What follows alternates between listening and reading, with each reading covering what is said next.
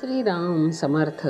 सद्गुरू श्री ब्रह्मचैतन्य महाराज गोंदवलेकर यांचे प्रवचन दिनांक 21 डिसेंबर.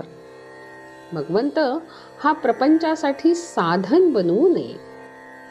एक मुलगा घरातून पळून गेला तेव्हा त्याची आई म्हणाली, तो कुठेही राहू दे पण खुशाल असू दे. तसे तुम्ही कुठेही राहा पण नामात असा. नाम तेवढे बळजबरीने घ्या.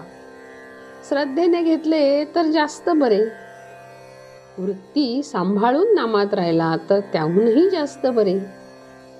वनस्पतीच्या पाल्याचा रस काढण्यासाठी काही पाल्यांमध्ये मध घालावा लागतो, काहींमध्ये दूध, तूप किंवा पाणी घालावे लागते.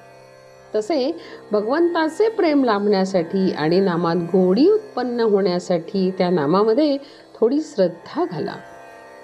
मी ब्रह्म आहे या अनुभवात सुद्धा मी पण आहे. नाम त्याच्याही पलीकडे आहे, म्हणून भगवंताच्या नामाचे सतत स्मरण ठेवावे. त्यामुळे प्रपंच सोपा जातो. नामाची सत्ता फार बलवत्तर आहे. जगात असे कोणतेही पाप नाही की जे नामासमोर राहू शकेल. नाम हे त्याच्या शत्रूलाही मदत करते तर ते आपल्याला मदत करीलच. रूपाचे ध्यान मनामध्ये आले नाही तरी नाम सोडू नये. पुढे रूप आपोआप येऊ लागेल. सत्याला काही रूप दिल्याशिवाय आज आपल्याला त्याचे अनुसंधान ठेवता येत नाही. नाम हे त्याचे रूप आहे, म्हणून नामाचे सतत अनुसंधान ठेवावे. भगवंताच्या नामात मोबदल्याची अपेक्षा नाही, म्हणून ते अपूर्ण नाही. अडाणी लोकांना नाम घ्यायला सांगितले तर ते लगेच घेणे चालू करतात. परंतु विद्वान लोक मात्र नामाचे प्रेम असेल तरच मी नाम घेईन असे म्हणतात.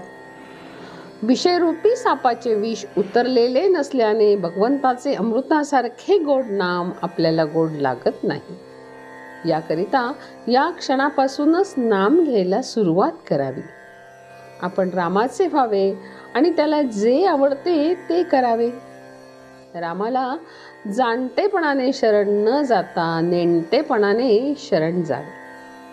भगवंताला अनन्य शरण जाऊन अनुभव घ्यावा, नीतीने वागावे, भक्ती चांगली करावी, मग राम प्रसन्न होतो. ज्ञान श्रेष्ठ खरे, पण ते भक्तीशिवाय जगू शकत नाही. कारण भगवंताहून कधी विभक्त नसतो तो भक्त होय. आणि ज्ञानामध्ये भगवंताशी एकरूपत्व असते, म्हणून भक्तीमधून ज्ञान उत्पन्न होते आणि ते भक्तीवरच जगते. खरा भक्त ज्ञानीच असतो. भगवंतासाठी भगवंत पाहिजे म्हणून भक्ती करणारा लाखामध्ये एखादाच असतो. खरी भक्ती ती हीच समजावी. नामाकरिता आपण नाम घ्यावे. राम ठेवील त्यात समाधान मानावे. भगवंत हा प्रपंचासाठी साधन बनवू नये, तो साध्य असावा.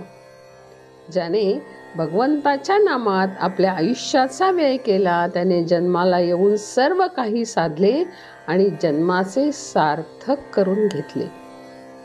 ज्ञानी होऊन नामस्मरण करणे किंवा भक्त होऊन नामस्मरण करणे एकच आहे. दोन्हीकडे भगवत प्रेम मुख्य आहे. जानकी जीवन स्मरण. जय जय राम.